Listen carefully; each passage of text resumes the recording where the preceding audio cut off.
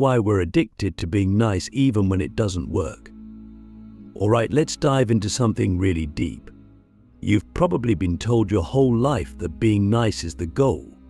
It's what makes you a good person, a likable person, someone others can depend on. But here's the question we never ask: why are we so addicted to being nice, even when it doesn't work? Why do we keep giving, keep sacrificing, keep saying yes when deep down we know it's draining us? That's what we're exploring today. Think about it, being nice is almost like a default setting. It's something we do automatically. Someone asks for a favor, and without hesitation, we agree. Someone needs emotional support, and we're there, even if we're exhausted ourselves. But why? Why do we feel this constant pressure to be agreeable, to be polite, to be accommodating?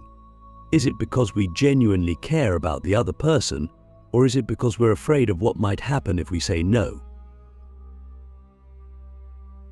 Here's where it gets interesting. Are we nice because we actually want to be, or because we've been conditioned to believe that's how we should be? Let's break this down. From a very young age, we're taught that being nice is a virtue. It's something to aspire to. Good people are nice, bad people are selfish, right? But what if this binary view is too simplistic?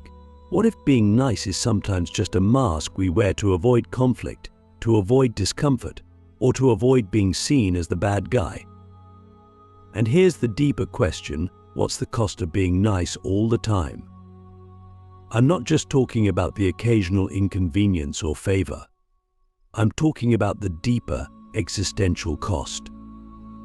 When you constantly bend over backward for others, when you always put their needs ahead of your own, what happens to you? Who are you really serving? Are you building authentic relationships, or are you just trying to maintain the image of being a good person? This brings us to something philosophers have wrestled with for centuries: the conflict between authenticity and social expectation. Nietzsche, for example, would argue that the pressure to conform to social norms like being nice often prevents us from becoming our true selves.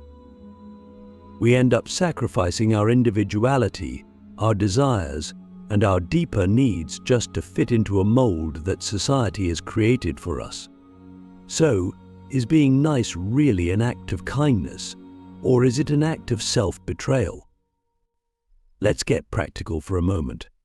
We've all had those moments where we've agreed to something we didn't want to do. Maybe it was helping a friend move when we were already exhausted, or taking on extra work because we didn't want to let our boss down.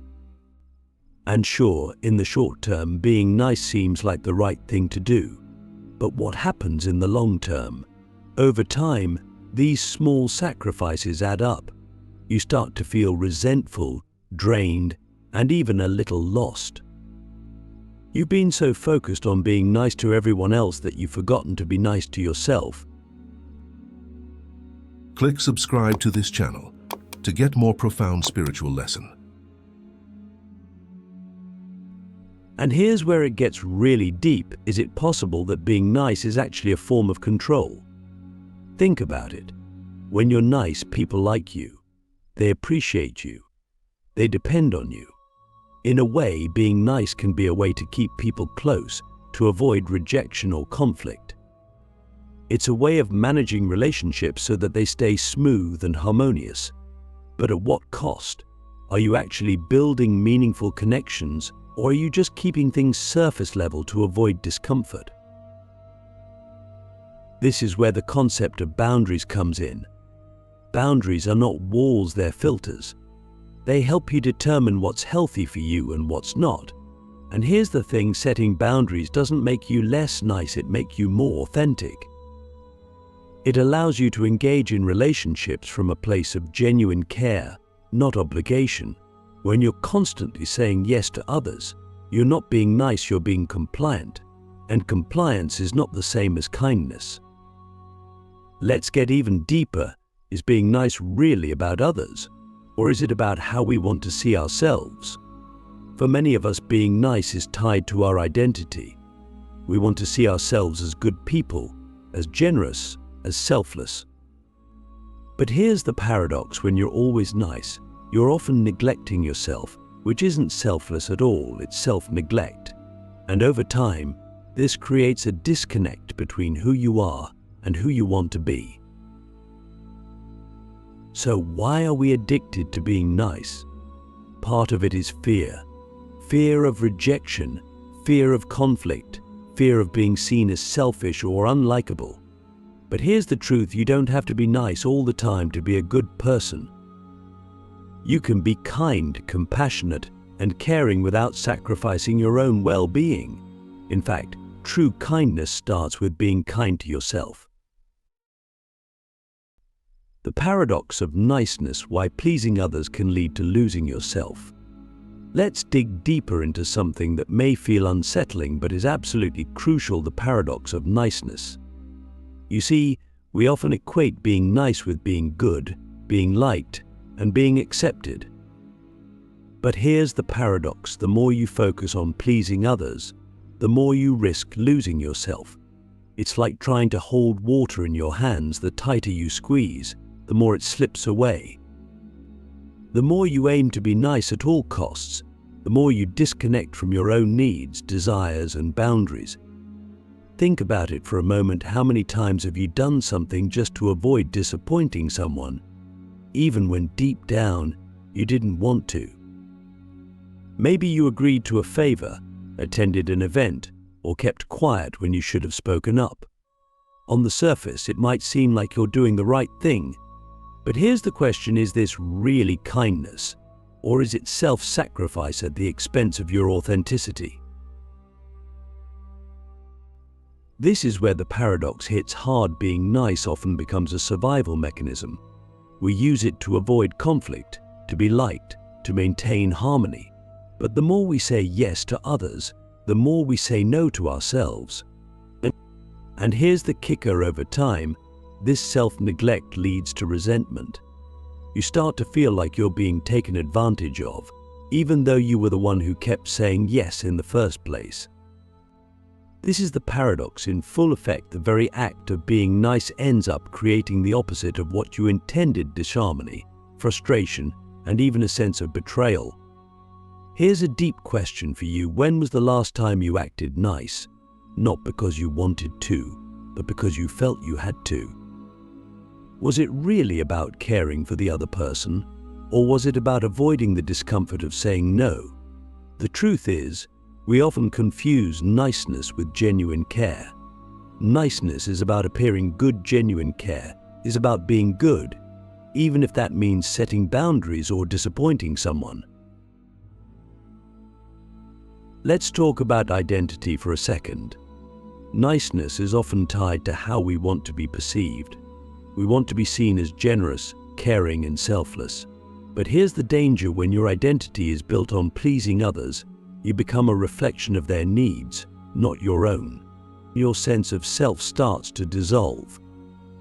You become what others need you to be, and in doing so, you lose touch with who you truly are. And that's where the real cost comes in. Over time, you might find yourself feeling hollow, disconnected, or even resentful. You've spent so much energy on being nice that you've lost the ability to feel authentic. The paradox of niceness is that it can make you feel good in the short term. After all, who doesn't like being liked? But in the long term, it drains your sense of self-worth and fulfillment. Here's a thought: what if being nice all the time is actually a form of hiding? Hiding from conflict, hiding from rejection, hiding from the discomfort of being real. What if, instead of striving to be nice, we aim to be honest and authentic? Yes, it's riskier. Yes, it might lead to some uncomfortable conversations or even conflict. But in the end, isn't it better to be true to yourself than to live in the shadow of other people's expectations? The paradox of niceness is that it feels safe, but it's actually risky. It risks your authenticity, your happiness, and ultimately your relationships. Because when you're not being real, the connections you form are built on a version of yourself that isn't true. And that's a fragile foundation. the fear of rejection, why nice is often a shield against vulnerability. Let's get real for a second. Why are we so obsessed with being nice? Why do we cling to it even when it doesn't serve us? The answer, at its core, is fear. Specifically, the fear of rejection. Being nice often becomes a shield we use to protect ourselves from the uncomfortable reality that not everyone is going to like us, accept us, or approve of us. And let's face it, that's terrifying. But here's the thing, is avoiding rejection worth sacrificing your authenticity? Think about it. When you're being nice, often it's a preemptive strike against rejection. If you're agreeable, if you make people happy, if you go along with what others want, then they have no reason to push you away, right? You stay in their good graces.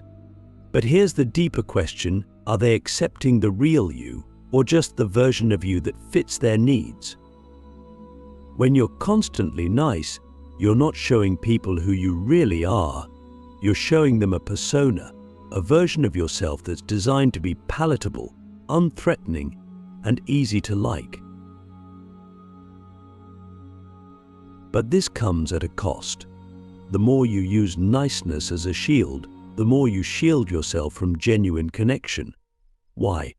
Because real connection requires vulnerability, and vulnerability means showing the parts of yourself that aren't always nice. It means being honest about your needs, your boundaries, and your feelings, even if it risks disapproval. Real relationships, the ones that matter, are built on truth, not performance. So, if you're always performing niceness, you're not allowing others to see the real you, and you're not giving yourself the chance to truly connect. Here's a hard question to reflect on: how many of your relationships are built on niceness rather than authenticity? How many of those connections would survive if you stopped being the nice version of yourself and started being the real version? It's a scary thought, right? We fear that if we stop being nice, people will reject us. But here's the deeper fear: if people don't accept the real you, is that a relationship worth keeping? Let's break it down further. Niceness is often a way to avoid conflict.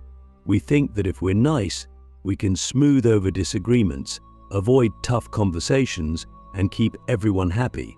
But here's the truth: avoiding conflict doesn't prevent problems, it just postpones them.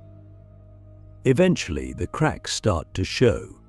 Resentment builds, unspoken issues fester, and all because we were too busy being nice to say what we really felt. This is where the fear of vulnerability comes in.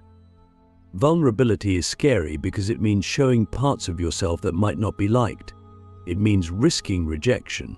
But here's the paradox: the more you avoid vulnerability by being nice, the more distant you become from others. You might keep the peace, but you also keep people at arm's length. True intimacy, whether it's in friendships, family, or romantic relationships, requires the courage to be real, even when it's uncomfortable. So why are we so addicted to being nice? Because it makes us feel safe. But here's the irony: it's a false sense of safety. Niceness might protect you from immediate rejection, but it also stops you from experiencing true connection, which is where real safety lies: the safety of being accepted for who you truly are. Authenticity over niceness, how to break the cycle and live more honestly. So now we've come to the heart of it. How do we break free from this addiction to being nice? How do we move from this place where we're constantly managing others' expectations to a place where we can live more authentically without sacrificing who we are just to be liked or accepted? The answer is deceptively simple. But it's not easy. We need to prioritize authenticity over niceness. But what does authenticity actually mean? It means showing up as you are, without the layers of social niceties that hide your true thoughts, feelings, and desires. It means being honest, not just with others, but with yourself. And here's the tough part: authenticity requires courage. It means being willing to face the discomfort of rejection, conflict, and even loneliness in order to stay true to yourself. Let's break this down. The first step to breaking the cycle of niceness is self-awareness. You need to ask yourself some hard questions. Why am I being nice in this situation? Am I doing it because I genuinely care, or am I doing it to avoid conflict or rejection? If your answer leans towards the latter, then you're not being nice for the right reasons. You're being nice as a form of self-protection. And when you're constantly protecting yourself, you're not living freely. You're living in fear. Here's where boundaries come in. Setting boundaries is an act of self-respect. It's about acknowledging your own needs and limits and having the courage to enforce them, even when it's uncomfortable. Boundaries don't make you less nice, they make you more authentic. They allow you to show up in relationships from a place of honesty rather than obligation. When you set boundaries, you're saying to the world, "This is who I am, and this is what I need." And while that might not always make you the most agreeable person in the room, it does make you someone who is living in alignment with their values. But here's the thing, being authentic doesn't mean being rude or disregarding the feelings of others. It doesn't mean you stop being kind or compassionate. It just means you stop sacrificing your own well-being for the sake of keeping the peace. Authenticity and kindness can coexist, but the key difference is that authentic kindness comes from a place of choice, not obligation. When you're being nice out of fear, you're not truly giving, you're trading your authenticity for approval. But when you're kind from an authentic place, you're offering something real without strings attached. So here's the big question: what would your life look like if you stopped being nice just to please others and started being real? How would your relationships change? How would your sense of self change? It's a scary thought, but it's also liberating. Because when you start living authentically, you may lose some superficial connections, but you'll gain something far more valuable: real relationships built on mutual respect and understanding. And more than that, you'll gain a deeper connection with yourself, one that's not dependent on external validation. In the end, niceness is often a mask we wear to protect ourselves. But it's a heavy mask, and over time, it weighs us down. Authenticity, on the other hand, is lighter. It's freeing. It allows you to live in a way that's true to who you are, rather than who others want you to be. So the next time you feel the urge to be nice just to avoid discomfort, ask yourself, am I being true to myself right now? If the answer is no, then maybe it's time to put down the mask and start living more honestly. Because at the end of the day, being nice might make you likable, but being authentic will make you whole.